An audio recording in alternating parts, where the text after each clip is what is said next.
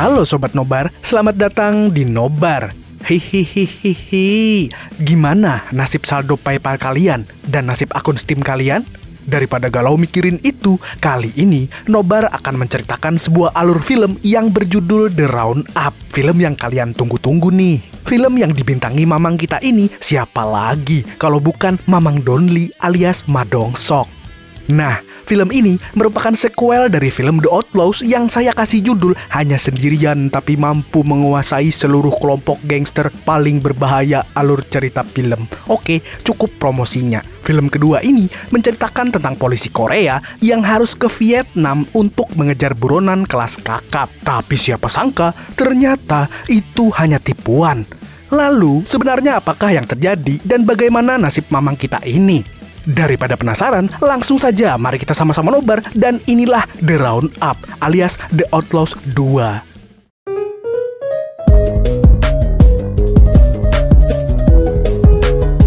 Jangan lupa subscribe sama tombol ring. Oke. Di awal film, kita akan diajak ke tahun 2008 di daerah Ho Chi Minh, sebuah daerah di Vietnam.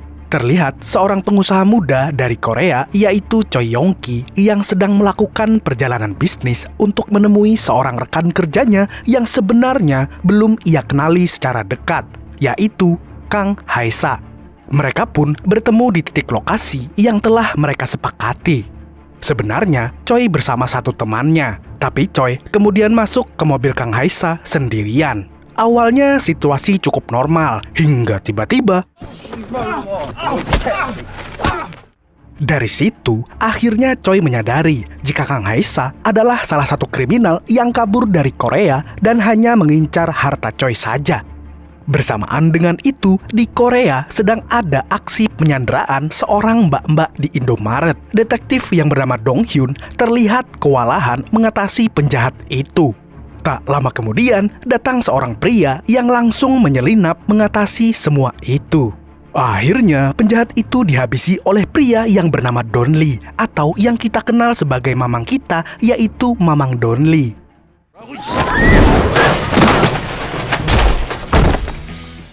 Namun gara-gara itu, akhirnya dirinya masuk koran, tapi dengan isi beritanya penuh dengan hoax. Apalagi si penjahat belum diadili karena kritis di rumah sakit. Tak lama kemudian, datanglah kapten mereka yang bernama Kapten Jeon.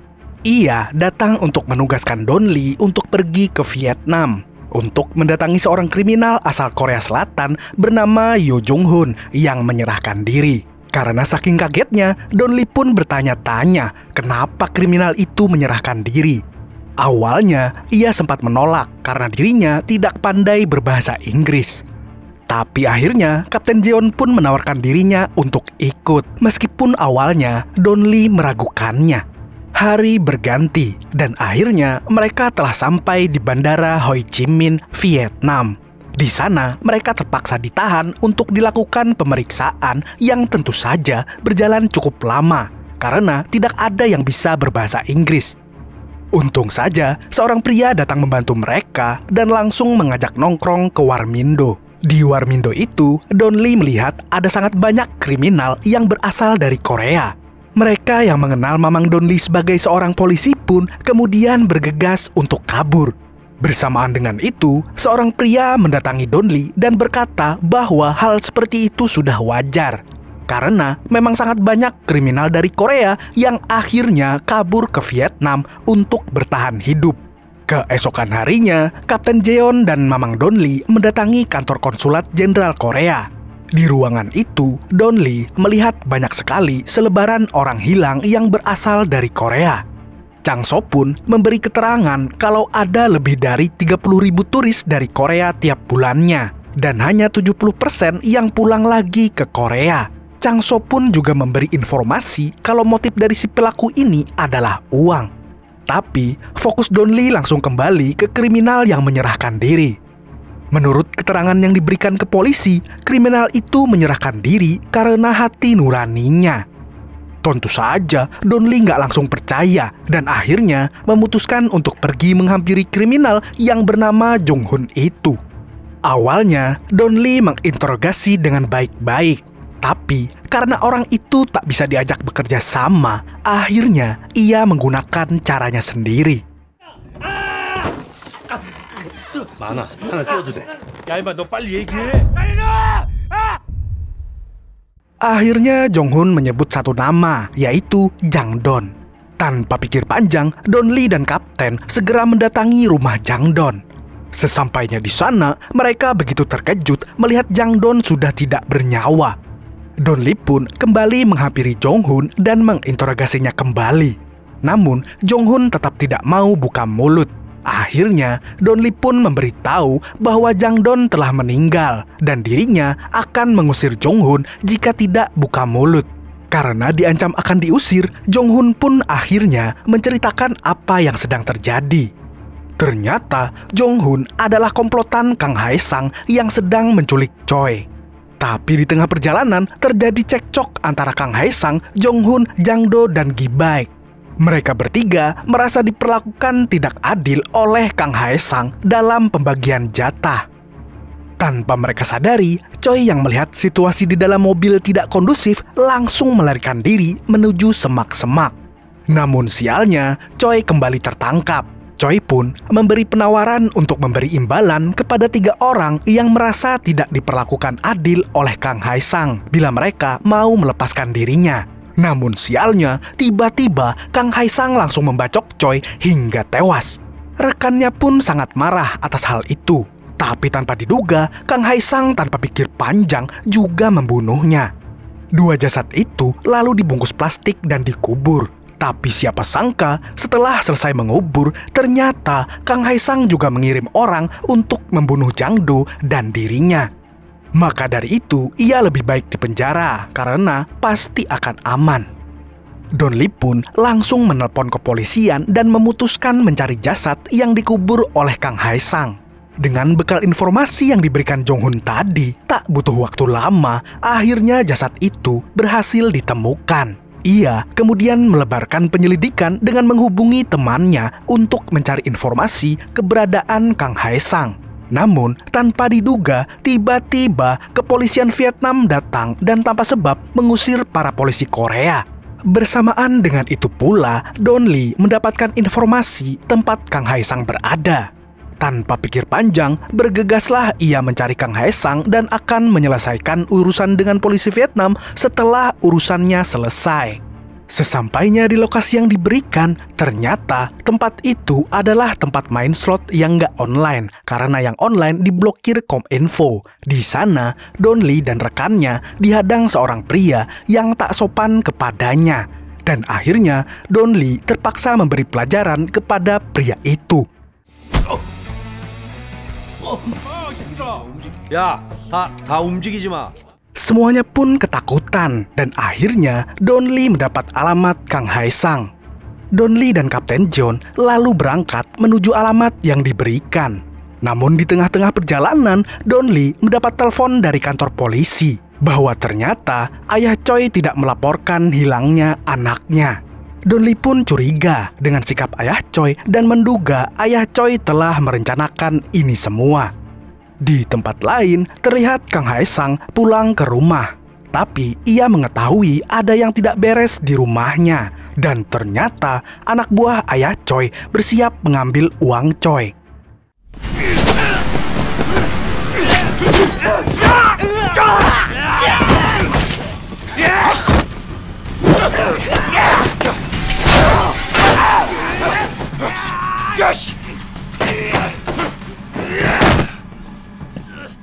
Setelah menghabisi komplotan yang menyerangnya itu, Kang Hae-sang menghampiri salah satu orang dan minta diteleponkan ayah Choi yang bernama Chun Bai. Kang Hae-sang berkata pada Chun Bai bahwa ia akan menghabisi nyawanya dan mengambil uang yang sudah diambil anak buahnya tadi. Sore harinya, Don Lee dan Kapten sampai di rumah Kang Hae-sang. Di sana, Don Lee melihat banyak mayat ulah si Kang Hae-sang. Saat sedang menyelidiki, tiba-tiba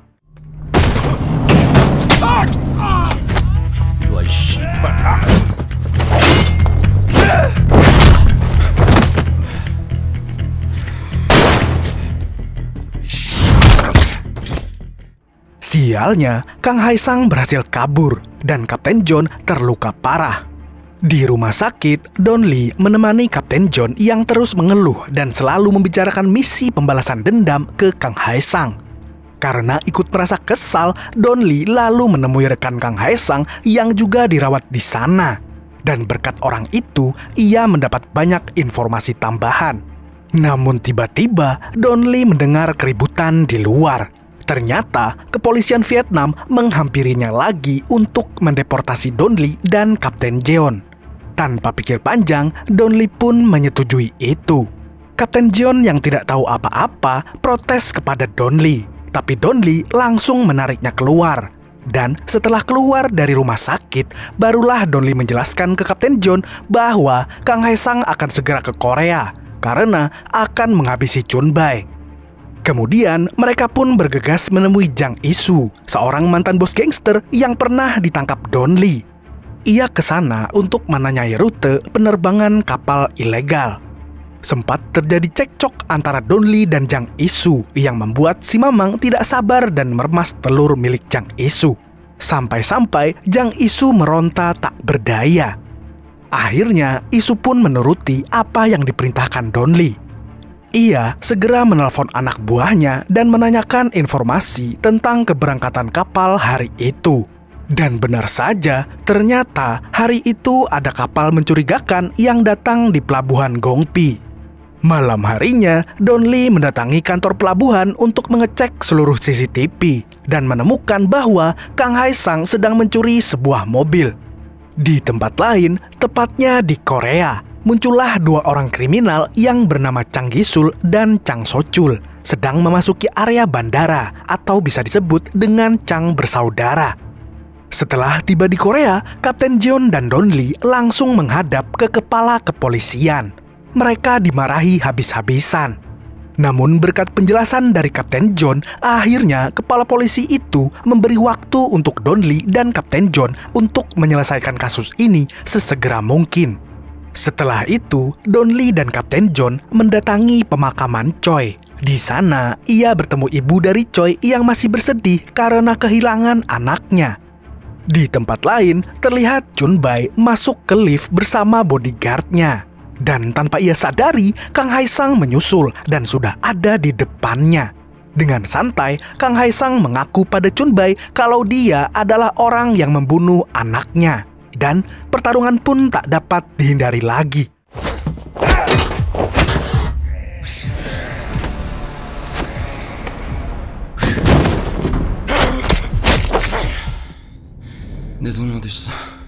Seperti yang kita ketahui, apapun yang dihadapi Kang Haesang pasti dihabisi. Di area parkiran, Chang bersaudara menghampiri orang suruhan Chun Bai dan langsung menghabisinya. Di ruangan CCTV, seorang petugas melihat dari layar monitor Chun Bai diculik. Ia pun segera berlari untuk menolong Chun Bai. Tapi sialnya, ia gagal mengejar karena lawannya pakai mobil. Setelah berhasil menyulik Chun Bai, Kang Haesang menghubungi istri Chun Bai dan memperlihatkan saat dirinya memotong jempol Chun Bai. Ia pun meminta uang tebusan $2 miliar ke istri Chun Bai. Karena tidak memiliki pilihan lain, istrinya pun sepakat untuk memberikan uang tebusannya.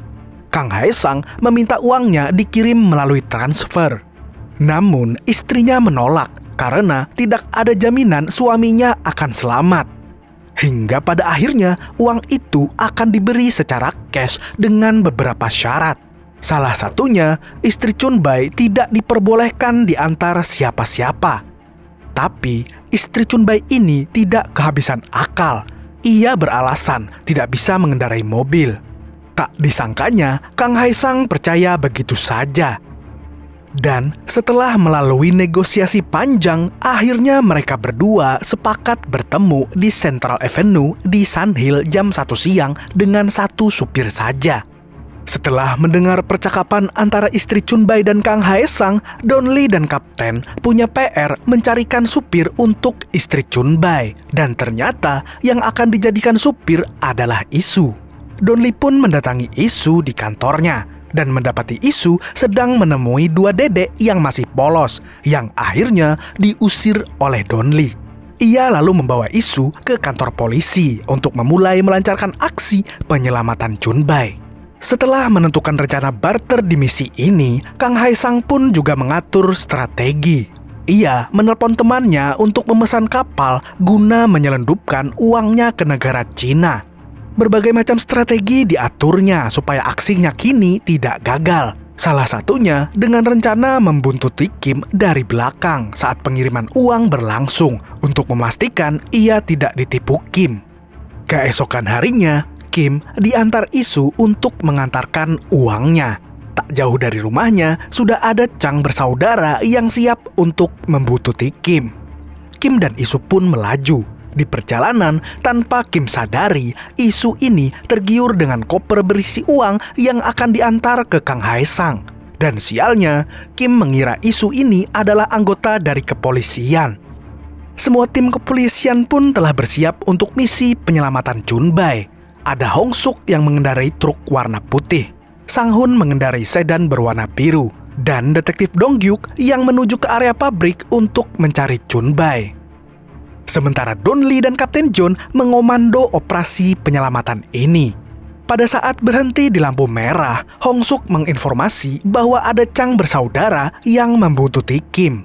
Hong Suk pun memerintahkan Kim untuk putar balik. Kim yang saat itu sedang teleponan dengan Kang Haesang dibuat bingung karena Kim disuruh putar balik terus. Sementara itu, detektif Dong Hyun berhasil menyelamatkan Junbai. Tapi siapa sangka saat ia membawanya keluar, tiba-tiba dari belakang muncul Kang Haesang yang langsung menusuknya.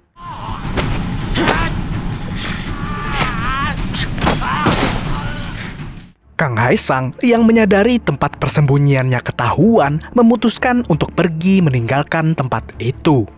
Sampai akhirnya Junbai dan detektif Dong Hyun mendapat pertolongan. Bersamaan dengan itu, Chang bersaudara akhirnya menghadang mobil Kim dan Isu yang akhirnya membuat kekacauan di jalanan. Isu pun bergegas masuk ke parkiran mall dan menurunkan Kim di sana.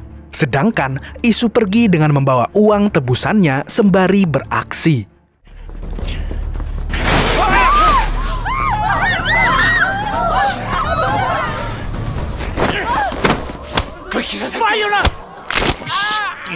나가세요 빨리. 내려갈래?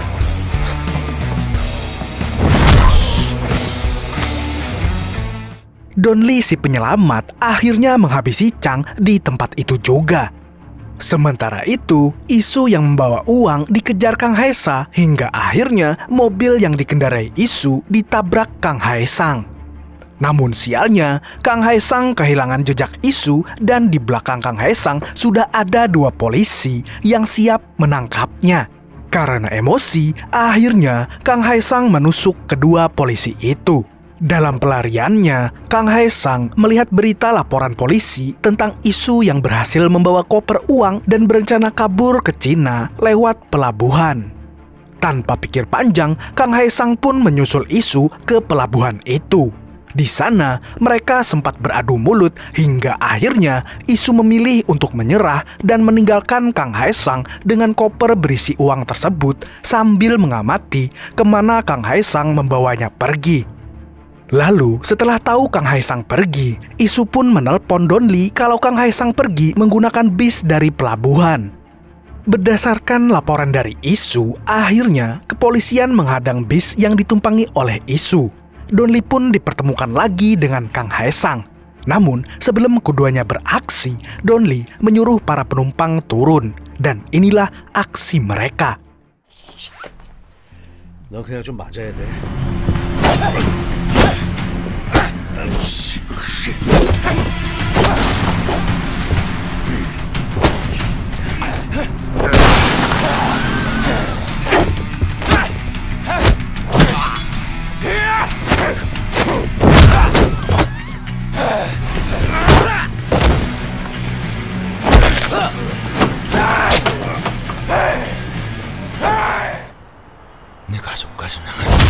Di akhir film, terungkap bahwa Isu telah bekerja sama dengan Don Lee. dengan skenario Isu membawa koper uang ke pelabuhan supaya kepolisian membuat berita itu dan Kang Haesang masuk ke perangkap. Donli lalu merayakan kemenangan ini dengan minum arak dari bekonang dan film pun selesai. Gimana nih menurut kalian film ini? Dari film ini kita bisa belajar untuk jangan pernah berbuat nakal. Pokoknya mah film Mamang Donli the best lah. Puas nontonnya. Oke, segitu dulu untuk hari ini. Terima kasih sudah menonton video ini sampai habis. Kalau kalian suka dengan video ini, silahkan like, komen, subscribe, serta share video ini ke para fans Mamang kita yang satu ini. Sampai jumpa di video nobar selanjutnya. Terima kasih, kamsahamnida dan kamsya. Assalamualaikum warahmatullahi wabarakatuh.